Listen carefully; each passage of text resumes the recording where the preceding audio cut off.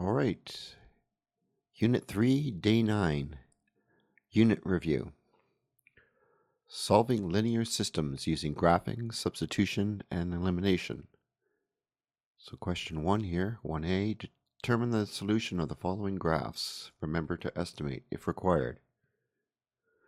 Well, it doesn't say in the question how they want us to find the solution, but just by looking at this graph, it seems pretty obvious that the solution is -1, 4. But just for practice, let's use another method as well. We can see that for the blue graph, the y-intercept is 7. And by counting units, 1 across, 3 up, we can see that our slope is 3. Once we have this information, we can build our equation, y equals 3x plus 7. The red graph, we can see that the y-intercept is 2.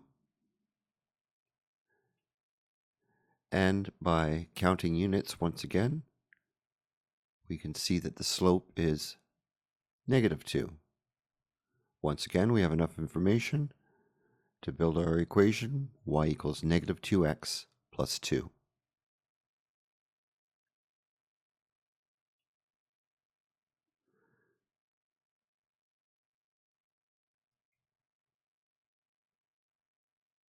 Plugging in the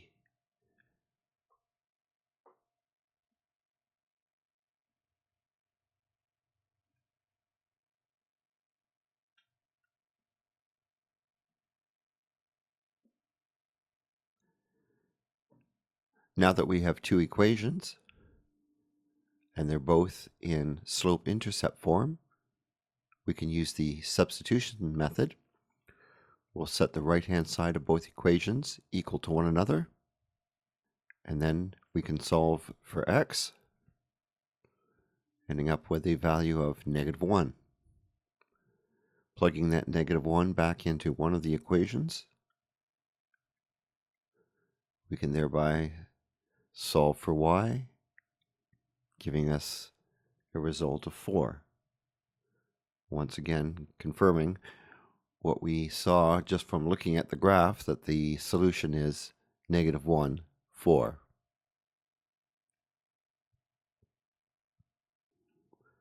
In this example, we have two graphs. One of them, we can see quite readily that the y-intercept is -4. So we'll say b is equal to -4. And by counting units, 1 across, 7 up, we can determine that the slope is 7, giving us an equation of y equals 7x minus 4. The next equation is a little trickier to figure out. The slope is up 5 over 1, so that's readily, we're able to see what that is. That's obviously 7. But we cannot actually see what the y-intercept is, because this particular graph, it runs off the Cartesian plane, and we can't see where it crosses the y-axis. But we can see that the slope is -5. So when we get to this point 1, 7, we can see that we are 1 unit away from crossing the y-axis, and we know that the slope is -5. So we can know that when we cross the y-axis, we will be 5 higher than what we were in the previous point, giving us that 0, 12. It tells us that our b value is 12. And then we can write the equation as y equals -5x plus 12. But there is an easier way to do this. we know that for this line that we've just calculated, we know that the slope is -5. If we take that information and we take one point along that graph, for example, let's say 3, -3, we have enough information that we could plug it into a y equals mx plus b format. We have all the information except for the b value, which means we can solve for b. So our y is -3, our slope is -5, our x value is 3 plus b. So solving for b, we end up with a value of 12. Much easier, more elegant way of determining what the y-intercept would be.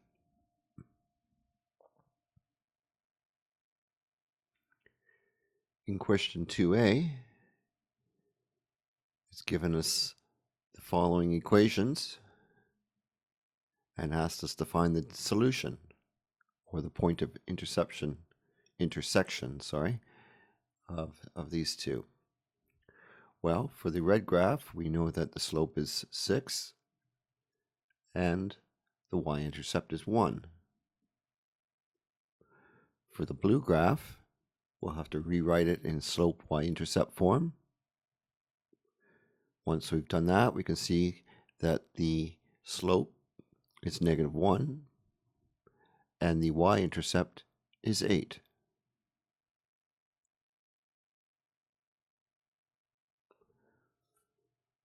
We have enough information that we can graph these two equations, and we can see readily that the point of intersection is 1, 7, just by looking at the graph. It's asking us to check our values. So what we do is we plug in the values 1, 7 into both equations to make sure that they equal one another. So for our red graph, we get y equals 6x plus 1, which is 7 equals 6 times 1 plus 1, 7 equals 7. Establish that that's correct.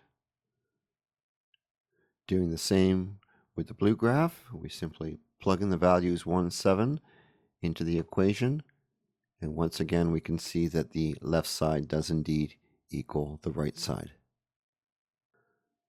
Given for question 3, we're given these two equations, and we're asked to solve them or find the point of intersection using substitution. Now in both these cases, they're not yet in slope y-intercept form, so we're going to have to rewrite them in that form. X equals 7 plus 2y becomes y equals 1/2 x minus 7 over 2. This is now in slope-intercept form. The other equation ends up being y equals 2/3 x minus 13 over 3. Now we can use the substitution method. The problem here is that we have differing denominators. So between halves and thirds, we need a common denominator. Well, the most obvious common denominator between these two would be 6. So we rewrite all these fractions with 6 in the denominator. Gives us 3/6x minus 21 over 6 equal 4/6x minus 26 over 6. If we multiply both sides by 6, we can eliminate the denominator and continue on solving for x. And we get a value of 5 for x. Taking that value 5 and plugging it back into one of the equations, we'll solve for y. And we end up with a value of -1 for y. So our point of intersection will be 5, -1. This question asked us to check our solution. So once again, we'll take the values 5 and -1, plug it into both equations, and check for equality. And in both cases, they turn out equal to one another. Left side equals right side. So we can have that added confirmation that our point of intersection is correct.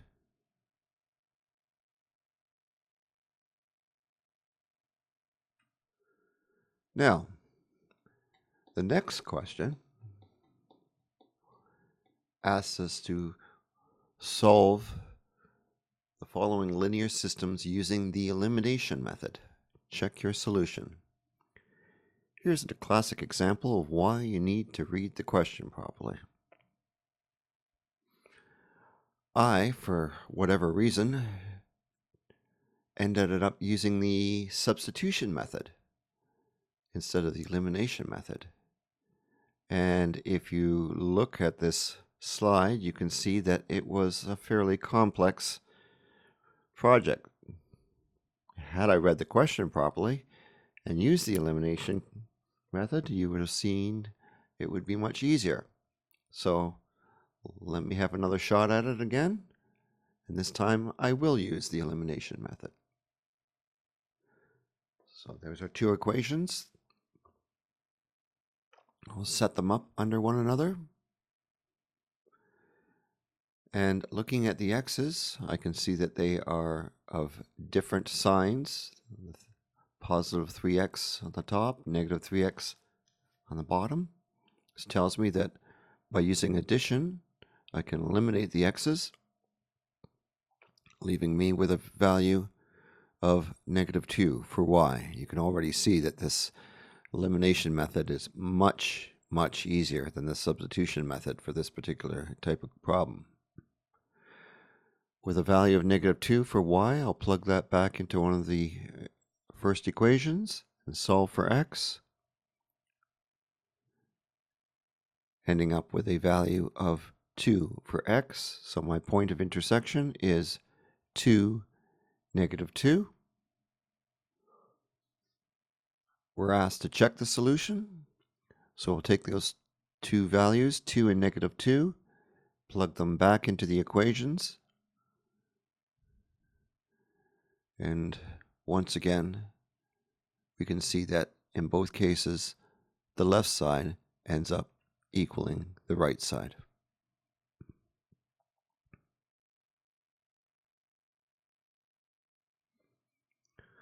Solve the following linear system using the elimination method. Check your solution. Okay, we'll set these up on top of one another. 2x minus y equals -13. X minus y equals -10. Now, because the y's both have the same sign, they're both negative, using subtraction will help us eliminate the y variable. Leaves us with x plus 0 equals -3, giving us a value of -3 for x. To solve for y, we simply plug that -3 into one of the equations. 2 times -3 minus y equals -13, giving us a value of 7 for y. So our point of intersection is -3, 7. Using this point -3, 7 to check for equality with both equations, again, we establish that the right side does equal the left side in both cases for both equations.